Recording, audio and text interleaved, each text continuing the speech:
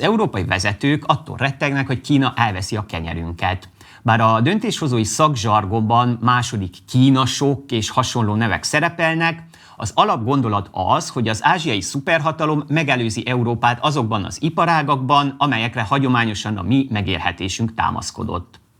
Az európai vezetők sorra látogatnak Kínába, hogy onnan visszatérve nagy egzisztenciális figyelmeztetéseket zúdítsanak a nyakunkba. Legutóbb például a német kancellár Friedrich Merz korholta meg saját polgárait, hogy lesznek szívesek többet dolgozni és termelékenyebbek lenni, ha nem akarnak lemaradni a kínaiak mögött. Közben az uniós fórumokon folyamatosan vita van arról, hogy kellene védekezni ez ellen az állítólagos sok ellen. De vajon az EU jól méri fel a helyzetét és értelmes szakpolitikákat alkot ez ügyben, vagy csak pánikol és kapkod?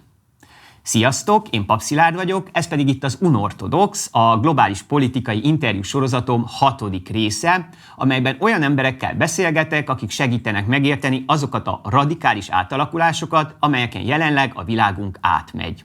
A mai vendégem Cornel Bán, romániai származású közgazdász, a dániai Copenhagen Business School oktatója, aki az elmúlt években az EU és Kína gazdasági, kereskedelmi viszonyát kutatta, és elemzéseiben olyan képet fest, amely jelentősen különbözik a média és a politikusok által puffogtatott közhelyektől. Bár a felvétel előtt románul beszélgettünk, a szélesebb körű hozzáférhetőség kedvéért az interjút angol nyelven készítettük, és persze magyar nyelvű feliratot is mellékeltünk hozzá. A feliratot a képernyő sarkában található beállításoknál tudod bekapcsolni. És ne feledd, itt a Partizánnál minden nap azon dolgozunk, hogy átélhetővé és megismerhetővé tegyük a körülöttünk lévő világot. Ahhoz, hogy ezt a munkát a legjobb minőségben és fenntartható módon tudjuk végezni, kérünk, támogasd a munkánkat a leírásban található lehetőségeken keresztül. És akkor kezdjünk is. Cornel Bán, welcome to Partizan. Thanks for accepting our invitation. In the first part of the interview, I would like to ask you about the Chinese economic ascendance and its impact on European economic predicaments. And in the second part, I would like to zoom in a bit on the countries of Central and Eastern Europe and how they come into this whole picture, this whole discussion about EU and China trade and economic relations.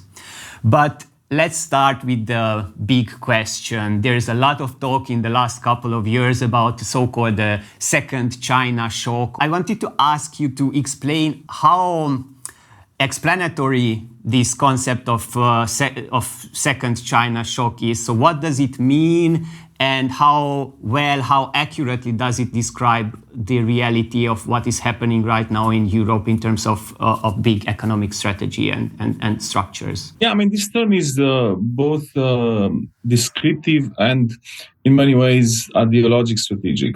Mm-hmm. It's descriptive in the sense that essentially says that the challenge posed by China now is in the realm of technological innovation and the industrialization of that innovation at a scale and speed that cannot be matched by the G7 powers, let's say, right? Because this is not just about the West. Indeed, China's 2.0 is even more relevant for Japan, Korea, and other developmental states. So that's the descriptive sense of the term. So it kind of works as such, right? It's a way of distinguishing between sort of low mid-tech Chinese exports that, wiped out a lot of corresponding manufacturing sectors in US and Europe 20, 30 years ago. This time around, the Chinese are moving into areas that used to be the object of Western intellectual monopolies, right? And particularly for Europe, the relevance is in the area of advanced manufacturing, right? Europe is not a tech superpower.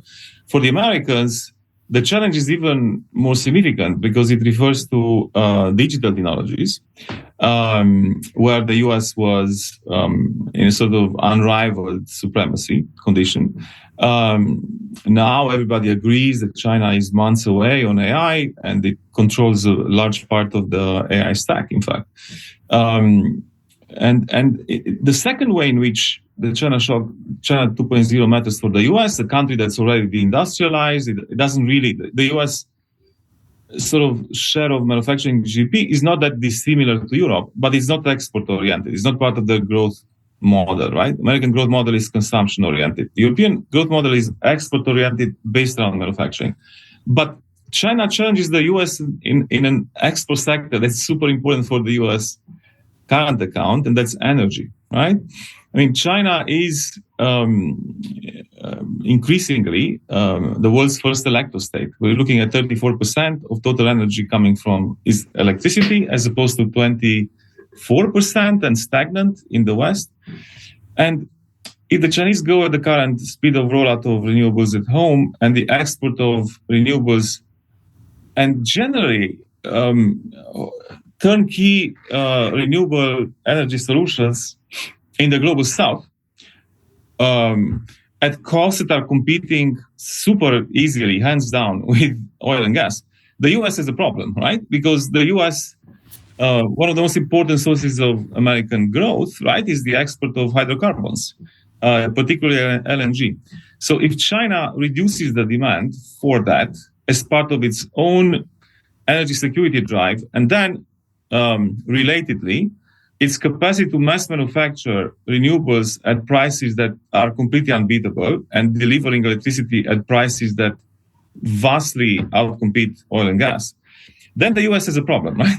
So in other words, China 2.0 is a technological and energy challenge for the US. For Europe, it's largely an energy. I mean, we import 90% of our fossil fuels. So, I mean, for us, this is good news. If you leave on the side, of course, the fact that we compete with them when it comes to critical niches of the renewable kit, wind turbines in particular, we lost solar completely, and now the EV race, right? So Europe is a bit of an in-between case in that regard. So I would say that the term has a certain ideological Cold War II connotation. Mm-hmm. Because it kind of assumes a kind of Chinese intentionality of dethroning the West technologically as a sort of malignant, a kind of malign project, not as a sort of Chinese growth story, but it's like a malign, malignant story about China that is coming after Western hegemony wants to replace it, which is something that is, to put it mildly, a contested proposition. I wanted to ask you a bit to elaborate on this issue of manufacturing competition. So how does it look like on let's say on the level of a very concrete city or a very concrete factory or in the life of workers? Let's take, for example, wind turbines and you are working in Denmark, and Denmark used to be a leading power in terms of wind turbines, with cities specializing on this. Or how does this kind of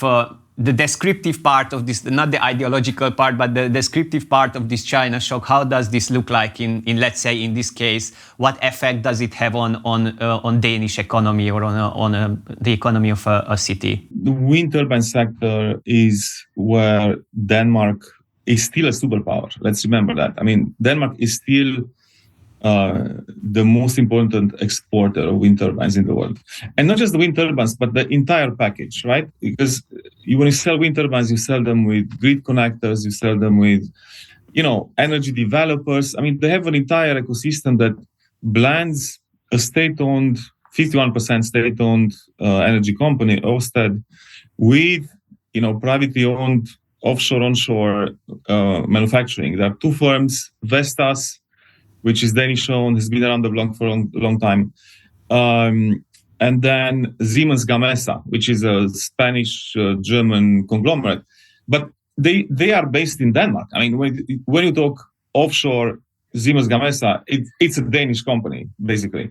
And then you have the entire university ecosystem. So Denmark has developed over the last 30 years, a kind of almost like in a sort of developmental state fashion and very smart industrial innovation policy, something that kind of approximates what the Chinese are doing, right? I mean, they use state ownership, they use private ownership, they use public universities, they used pension funds to fund the rollout of this stuff early on before everybody else did. And now what Denmark is facing is they don't face yet Chinese competition in kind of high-end innovation. The Danes still have the most high-quality patents in wind technology. So we are not seeing any China effect right now.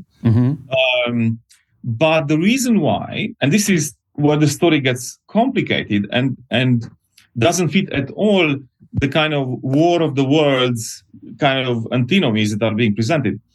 If you look at the actual subcomponents that go into a Vestas turbine, they are 60-70% Chinese, right? And the reason has to do with the cost of critical materials. The Chinese put a tax on exporting them, so the suppliers move to China. Vestas has a huge assembly line, assembly factory in Shanghai for a very long time. They don't sell in China, but they sell around the world. So right now we're not being affected. So it's not a very good case. Danish wind turbines didn't go the way of solar panels yet. But we are seeing signs. The Chinese are coming up with very serious innovations that have market impact. They have wind turbines that spin in very low wind. They have very stable offshore wind turbines. And they cost 30-40% less. They're new in the market. And yet they have started to win auctions like crazy. And one big auction in Germany last year was cancelled on national security grounds. Minwang, which is a big turbine producer, tried to kind of localize the value chain in Europe by building a wind turbine factory in Scotland, which is effectively being shut down, the whole initiative, by the US government, who doesn't want to see Chinese wind turbines or clean solutions anywhere. So basically, the Chinese turbines are so competitive, they made all the way to the UK and to Germany, and one has to, these days, use some kind of trumped up national security reasons to stop them. It's a form of European protectionism because experts know they're very, very good at it, right? And yet they're not yet established as much as the Danish brands are in the global south and elsewhere. But give it a few years, and if you try to face the Chinese in a big wind turbine auction in the Brazilian energy infrastructure, good luck, right? So this is serious. This is serious, and it reflects, for the most part, Chinese innovation. The reverse engineering story is real, but it's kind of outdated. This is something that happened 10 years ago. What's coming out of the Chinese value chain is Chinese innovation, to the point that people are wondering how we could reverse engineer what they're doing there. So that story has to be revised these days. So that's exactly what I wanted to ask you next, that there are these very popular cliches about these kind of Chinese success, and one of them is what you mentioned, this industrial espionage or reverse engineering and all these kind of things. And the other thing that many politicians in Europe talk about, I was listening to Friedrich Merz a couple of days ago in the Bundestag, talked about this, is of course lavish subsidies that are given to Chinese firms by the Chinese state, and kind of the overcapacity that allows them to outprice basically on the global markets the European or US products. How would you kind of like qualify these cliches, or do they explain anything anymore? They explain quite a lot the takeoff stage, right? When, let's say, they explain very well the 2010s. And this is when effectively Xi Jinping's term, but also the late Hu Jintao term, basically the orientation towards high technology and technology autonomy, as well as the kind of complete mobilization of the Chinese financial sector and education sector and research sector to electrify everything that moves in China, right? Using, of course, Chinese solutions because they will be the cheapest, right? Not because they were afraid of us spying on them or anything like that. So it was a very, commonsensical business judgment they made. Subsidies mattered big time. But I will qualify it with an example. They did matter to create first demand inside China first.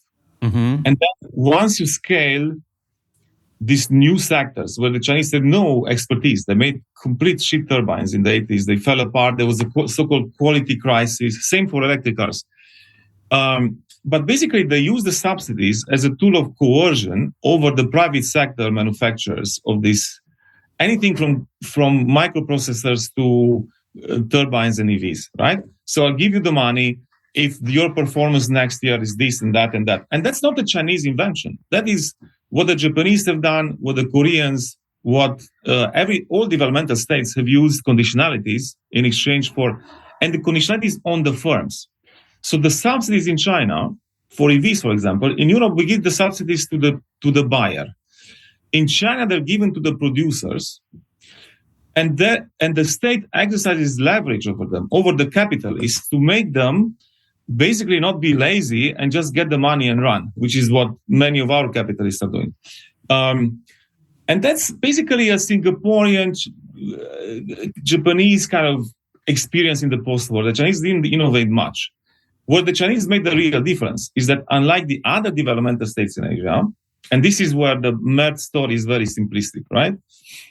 Is that they've used Chinese ownership, the state's ownership over the financial sector, which is roughly 80% of total assets in finance, and the fact that they have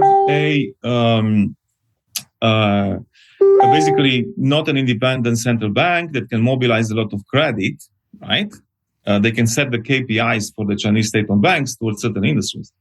Once you mobilize credit and guarantees, and then conditionalities on the subsidies, you can get a lot of money flowing. To give you just one example, 4.6 trillion euros have gone in the last 10 years in the clean sector alone. Yeah.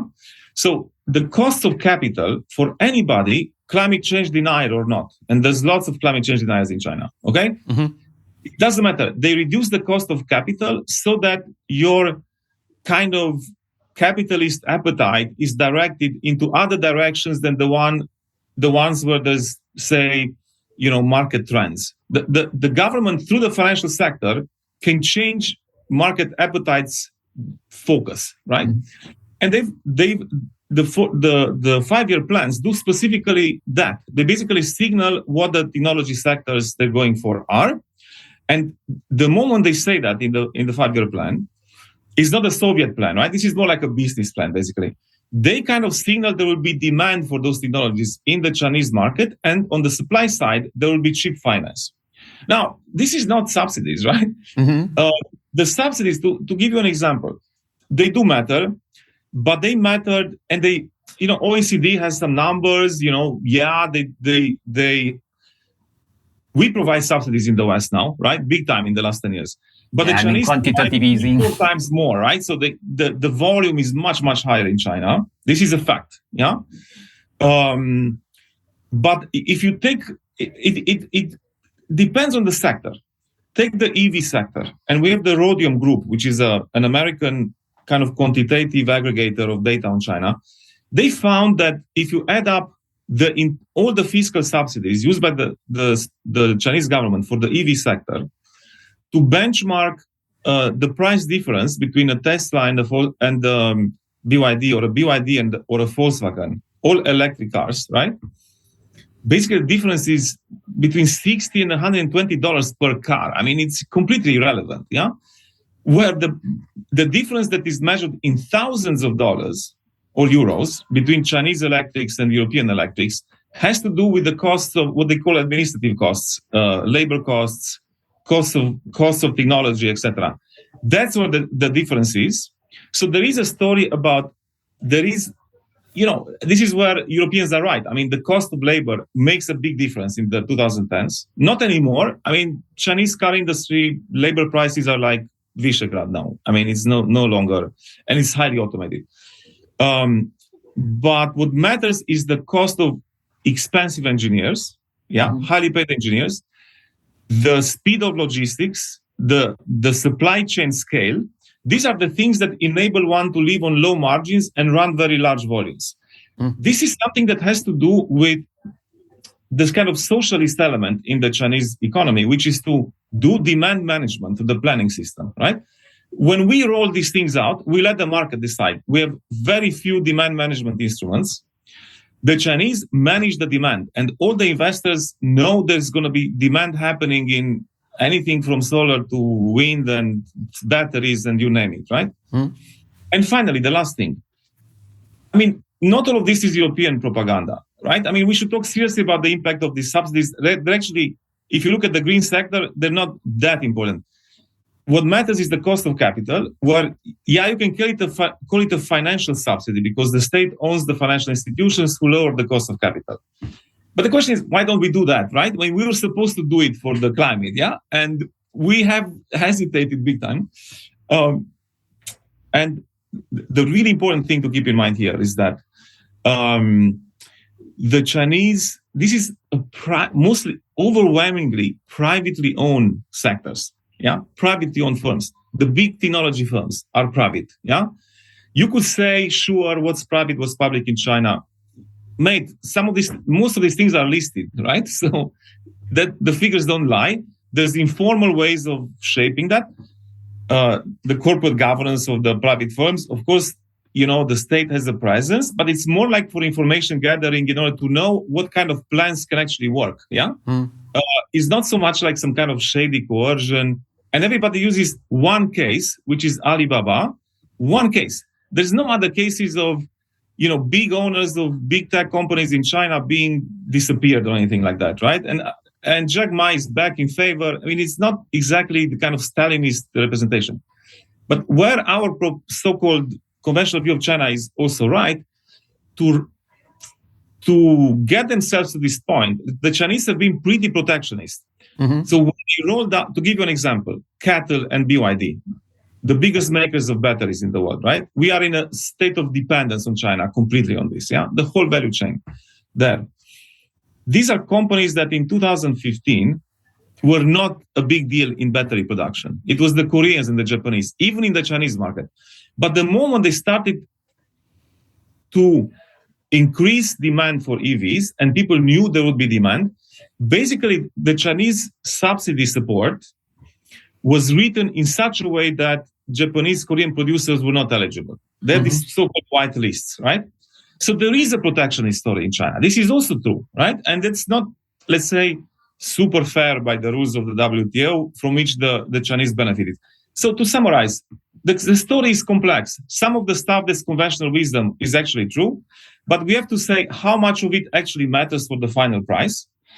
And then there is a lot of stuff that the conventional wisdom does not accommodate, which is that the Chinese state is an extremely entrepreneurial state that mobilizes planning and very Schumpeterian, high-pressure competitive practices to basically generate the external competitiveness that they benefit from and that we lose out from. To give you an example, there's the executive of China's biggest state-owned, and one of the few state-owned car companies, Changan. He said this is the most stressful car market you can imagine, right? Because you have 40 competitors, not 5 like in Europe. And then you don't have a lot of regulation either, right?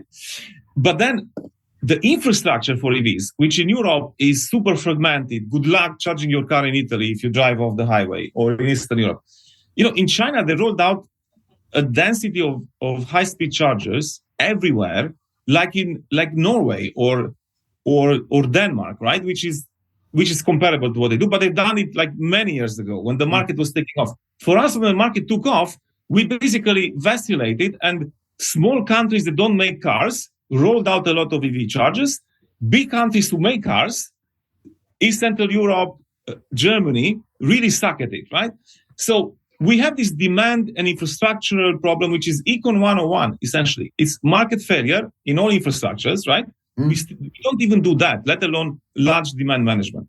So, that's the short story here. The short story is that we are in this position now where we are so shocked. I mean, there is a state of shock in Europe. If you speak to people in the car industry or in the Commission, we are shocked and overreact and kind of look for low-hanging fruit like a trade war, which we are going to lose. And obviously we're going to lose it because the Americans lost it. So even more so, we will.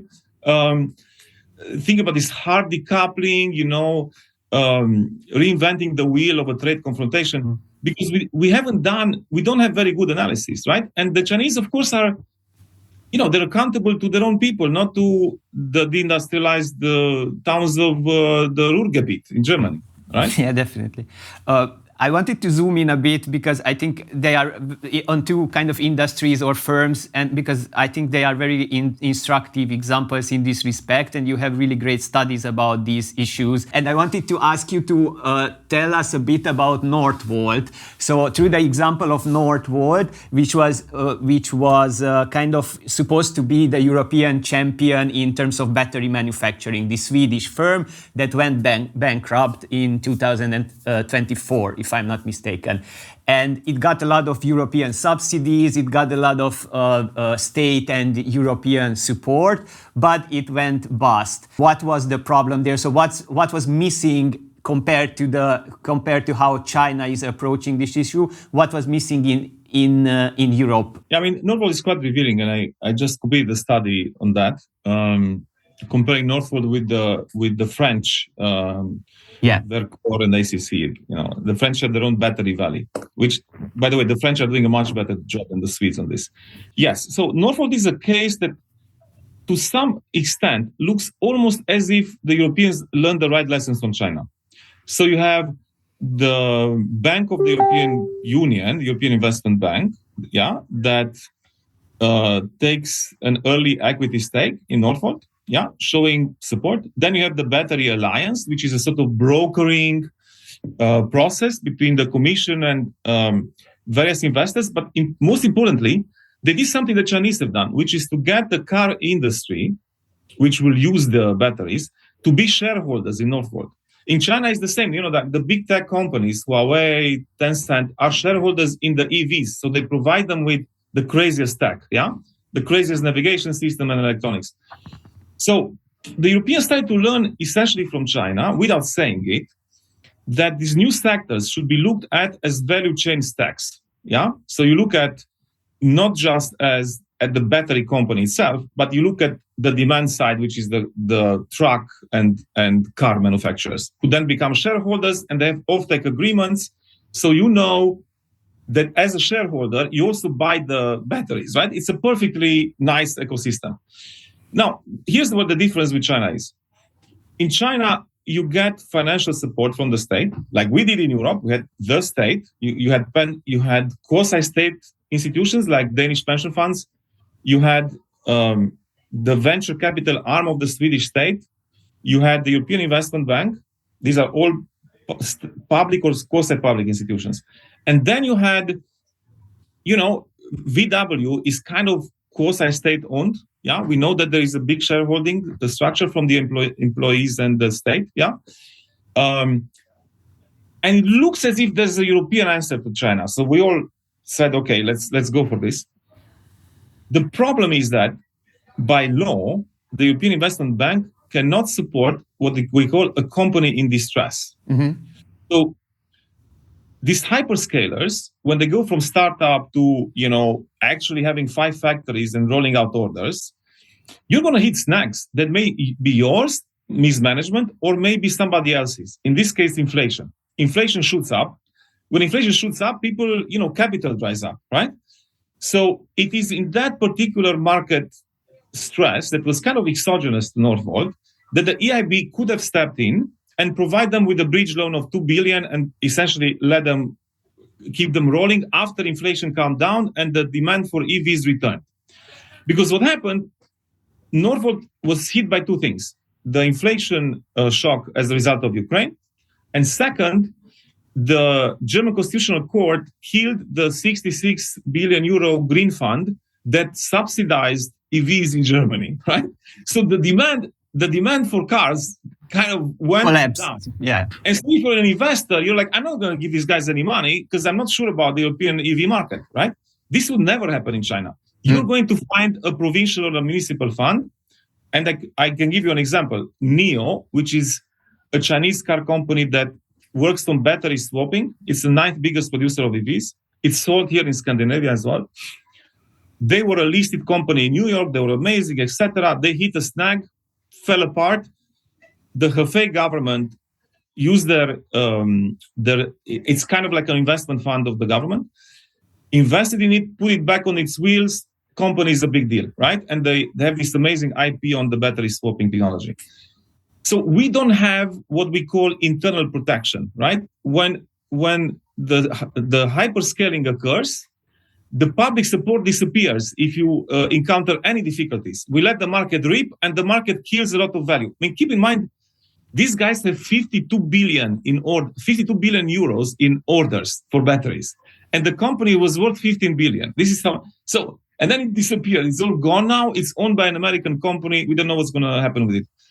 So, our ecosystem of managing demand, the German case with the Constitutional Court example, the charging infrastructure, managing the cost of inflation on a startup, managing a market snag, we don't have a solution for that. So we send these companies into the wild, hoping they're going to be the next European hyperscaler.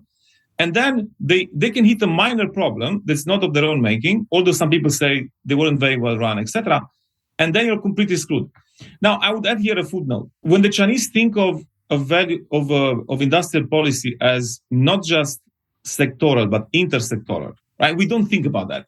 So Northvolt had to buy lithium from China, processed, maybe excavated in Portugal, sent to China for processing, re-imported. And then the engineers who installed the factory were mostly Chinese, because we could not find skilled people from Switzerland to Germany and Netherlands. They could not find the engineers to install the gear for a battery company.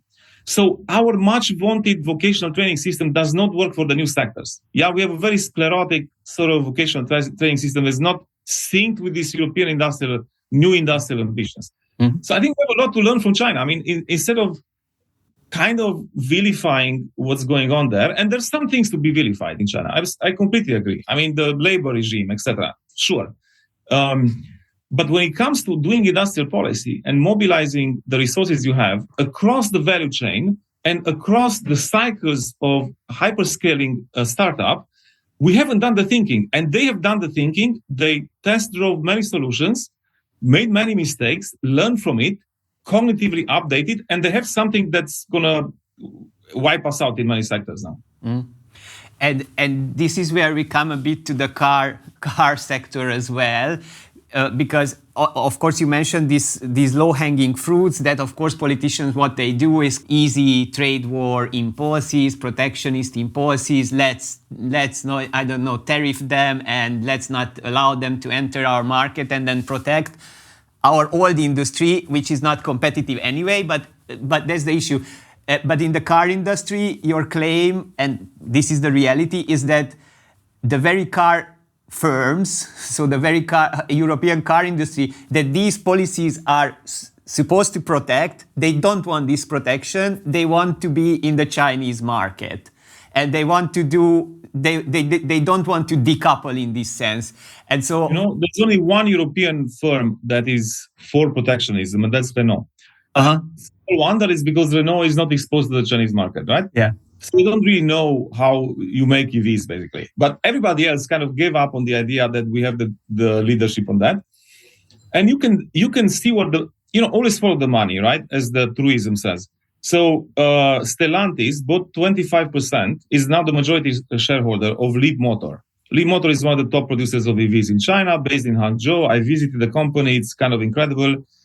They bought it because they want to understand from inside the board and the management, how the hell can you make good EVs that have amazing technology and are cheap, right? Are like, half of the price you pay in Europe, basically. And then Mercedes, VW, has invested 5 billion last year in an R&D hub in Hefei, because you want to draw upon Chinese engineering skills and talent, and sort of like their bet is that if you can merge Chinese tech with German precision engineering and safety features, and you compete in the Chinese market and survive in the Chinese market, then you can survive in the European market against the Chinese in a more open relationship. Because the point of capitalist growth, right, is that it needs innovation. If you don't innovate, you lose the market, right? You can protect your market at home. We can put 100% tariffs on the Chinese cars, so none of them is sold here, like in America. But then what's going to happen to Europe's export markets outside of the US? So you basically risk a scenario in which Europe and the US have a protected diesel and gasoline engine market, is protected against EVs, But then the Chinese sell cars to the rest of the world. And you know what? If we do that, our companies will go out of business because Das Auto cannot survive just on the European and the North American market, right? The Chinese have the global South. That's what the growth is. And they have a lot of the global West that's not part of the very tight protections that we practice here in the NATO area, right? So from a business perspective, protectionism, and the German industry knows this very well. The Germans are really smart and they know China really well. There's a very good business reason why the Chinese are against tough protectionism on Chinese EVs, because they understand that this is a global game, that Das Auto can survive only as a global competitor. It cannot survive in a narrow kind of Euro-American market. You know, that's not enough for them, right? So the only way to get there is through China. We'll see how this plays out, but I think even Merz got the message on that, right? Which is why I'm not holding my breath for some kind of cataclysmic trade conflict. If we decide to go into it and assume the worst about China, which I don't think we should, but anyway, let's assume the worst, that China is after us, we're going to lose that because we don't have the critical minerals, we don't have the pharma ingredients. These are all critical ingredients to our key, most competitive sectors. And then we're going to go cap in hand like Donald Trump back to Beijing and ask for forgiveness and whatever, kowtow, yeah? That's not the way to do this, right? The way to do this is to go sector by sector, figure out what is still worth defending. To be clear, I'm not against protectionism, targeting. Adjust it sector specific, maybe through a trade deal with the Chinese. So I think the real solution is different, right? Is neither open trade nor protectionism. It's more like the GATT system, where you have, say, 38 sectors and subsectors with them, and you have negotiation committees between China and us, right? You have the boards of trade, little boards of trade, depending on the sector, where the Chinese have to understand that it's not in their interest to completely eviscerate your sector because we still have to buy from them. So you can't impoverish Europeans so that they can't buy anything from you, and lead to crazy, self-destructive protectionism and so on. And have that kind of embedded Keynesian arrangement that we had in global trade for many decades after World War II, right? This is how we did this stuff, yeah? And now we think in terms of either protectionism and Cold War II and so on, or free trade. And there's a space in the middle that the Chinese would recognize as familiar because they've done that, right? They understand that completely free competition is not politically acceptable, and it wasn't good for them either, right? They actually have used those instruments very strategically. And now I think they will understand the pickle we are in. And I think the point is to have a pragmatic negotiation sector by sector, whereby you agree even with short-term protections, you adjust in exchange for them having market access, but with some technology sharing, while you're going to China, compete there. And you can create a synergy like between the American and Japanese car sector, or the European and Japanese or Korean sector, whereby we didn't go bonkers on that, right?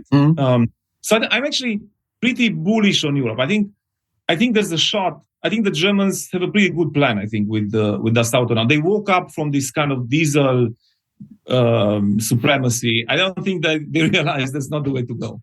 What you are describing is that we need, or the European Union, European states need some kind of a learning process. So on the one hand, we have to learn from our own past in the sense that, yeah, we had this kind of international trade policies in the 50s and 60s that kind of we could learn from our own past. And also we have to learn from different elements of the Chinese success model. And you also in the past talked about how in certain particular contexts, different elites learn and implement policies. You talked about neoliberalism in this case, but I'm curious, do you see how would a kind of a coalition, a societal coalition that could support such a learning process in this case look like? So elites and what segments of, I don't know, society, and do you have a sense about this? Yeah, I've been thinking about it a lot, and I'm finishing a study on the financial side now, right? Mm-hmm. So I think there's room for a social bloc that can link Europe's ample, and this is a big difference with the US. We still have pretty ample state-owned capital in banking, utilities, infrastructure, energy, even parts of manufacturing, right? I mean, Europe still has a lot of state ownership, actually, much more than you'd conventionally expect. The Americans don't, right? And the greed, etc.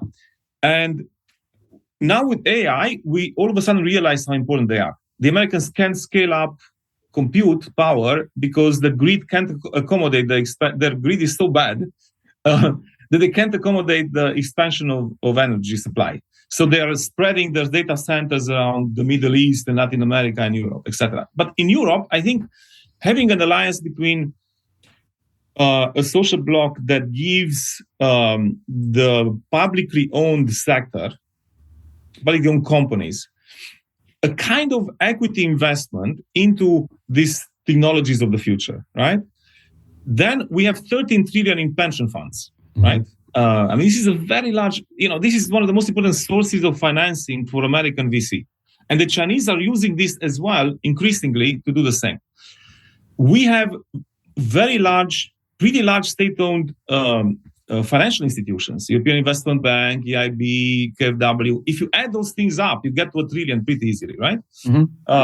And now we already are learning from China by setting up European Scale-Up Fund, European Trade, European Champions Fund. There's so many initiatives we have now, whose design, in my view, doesn't learn the right lessons from China. We just do more activism, but we actually don't do the discipline and the sectoral focus and so on. Then you have the legacy sectors. I mean, let's remember that in China, they also had their VW. It's called Geely, and they became a huge EV company. The European legacy sectors in Das Auto, machine tools, chemistry, biotech, pharma, right? They have a direct interest in making sure that they don't fall behind China in technology. The pharma sector, by the way, is next. Yeah, and then of course you have the labor unions, especially the skilled labor unions that are concentrated there. I think the university sector, the triple helix, it has to become much more important. University funding in Europe has to be crazy scaled up to turn, especially the technical universities, into research arms of these new sectors, which is what the Chinese are doing for a very long time, including having publicly owned university VC funds that commercialize the technical innovation generated in European universities, which I remind you is some of the best in the world. The second most innovative publicly owned institution after the Shenzhen Institute of Technology is actually Fraunhofer in Germany, right? So we generate this immense amount of university-based patents, including very high quality patents that die in the startup phase, or are never industrialized. They just remain in research papers and doctoral programs. This is not what the Chinese are doing. They try to industrialize everything, right? So if it comes to the public sector, they create these synergies between publicly owned universities and research institutes and the industry, right? We have to go back to that big time. And I think you can see how these 5 actors can be nicely aligned. There will be losers of this, of course. The internal combustion engine is dead, and we need the Mittelstand that produces the precision stuff that only internal combustion needs. It will survive maybe in some large engines and so on, but the Chinese are coming for the trucks now. I mean, over 50% of the trucks sold in China are electric now. The tow ships on the Yangtze River, same thing. And then God knows what's that. They're electrifying everything, which is in Europe's interest because we are subject to petrostate blackmail all the time. Yeah, we don't have hydrocarbons that much. This is not, I mean, many times I wonder if selling climate as climate was not a mistake. It should have been sold as, this is about Europe's industrial survival, essentially. We have expensive energy because we import fossil fuels, because we make expensive clean tech, and it's about energy security and competitiveness and jobs and quality jobs that goes all the way down to the high cost of energy and the volatility of the cost of energy, because if it's not Russian gas, it's American attack on Iran that's going to hit our heads against the wall. Yeah. Exactly. To just finish our discussion, I have a couple of questions about Central and Eastern European countries. So we know this kind of image of the assembly countries of after 1989. So we are relying in foreign direct investment and offering cheaper labor, and then this is how we are kind of get stuck in what they say this kind of middle income trap. Do you see China's ascendance as a global economic power altering structurally this model as a potentiality, or it will become just another advanced big economy that we can rely on in the similar manner as a kind of in an external dependency, economically speaking, as we depended on Western capital in the past? Okay, bad news and good news and bad news. Okay, the bad news is that Chinese industrial capital is much less localized in its supply chain than Western capital. So we're going to get a rougher deal from the Chinese than we got from the Germans and the French and the Americans in some cases. In the sense that it's, and this is not for some kind of evil reason. I mean, the Chinese supply chain is so insane and so effective and so high speed, right? That it's very hard for them to localize it. It's just technically very hard. So I think this is where there is a case to be made for a level of protectionism that through a grand bargain with China, and we need that grand bargain rather than an escalation, can move some of that supply chain to Europe in exchange for market access. Okay? Now, if that happens, and we kind of see the first signs of that, is this Chinese investment in Zaragoza in Spain. The Spanish are trying to extract more value, right? And I think the European Industrial Accelerator Act has some good things in it, yeah, trying to endogenize some of the R&D and so on. But the good news for East Central Europe is in some of the work that I'm doing with your compatriot Palma Poliak, right? Mm-hmm. Looking at the battery company, Chinese battery investments in Eastern Europe and the Korean ones. So, look. Neither the Koreans nor the Chinese are very good using local labor, being very good with the environmental standards, paying good wages. In fact, they kind of bring their own, yeah? And so there's very little connection with the local. So it's a pretty extractive relationship in exchange for market access. And I think that if the European car industry will see this kind of synergy with China and the Chinese will move here, will go there and suck some of their ideas and expertise and make more money in their market as well. And we'll have some kind of hybrid between China Incorporated and Dassault Auto in Europe. If that happens, the chances are that a lot of that value chain from China will come to Eastern Europe, not to Western Europe. We live in geo-economic times, and as we see in Spain and Germany, nation states will use leverage and trying to endogenize these investments, not in Hungary or Poland or Romania, but in Spain and France, because they have a lot of deindustrialization going on, right? But at the end of the day, there are limits to this. How far can you go? At the end of the way, you have to stay competitive, right? And I think that kind of shareholder maximization that the Chinese firms have and the European firms have will probably locate a lot of the stuff in Eastern Europe, when the limits of political coercion from Berlin or from Paris over Chinese capital will meet their when the limits will become apparent. There's a third piece of news, and it's really bad. Okay, how much of that will actually benefit European labor and East European labor? And I'm worried about that because even in China, the embedded AI into the robotics. And China makes the world's most robots, right? They have to deal with the demographic crisis, so they go big time on industrial robots, humanoid. And those, I mean, there are in Xiaomi, yeah? If you take one of the entrants in the EV market, I mean, they're almost completely automated. They basically don't need blue-collar workers, right?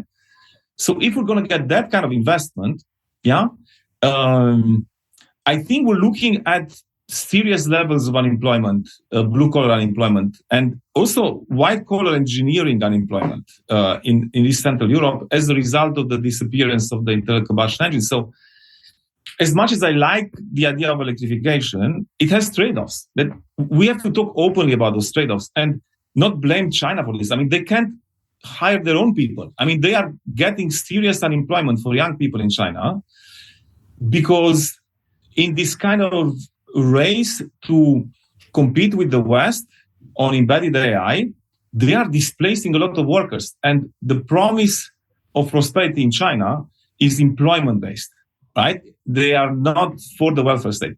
So that creates a contradiction in the Chinese system for which there is no quick fix. Of course, they can get socialism and whatever. Yeah, have care work expanded, have more consumption demand through the service sector, especially in public services.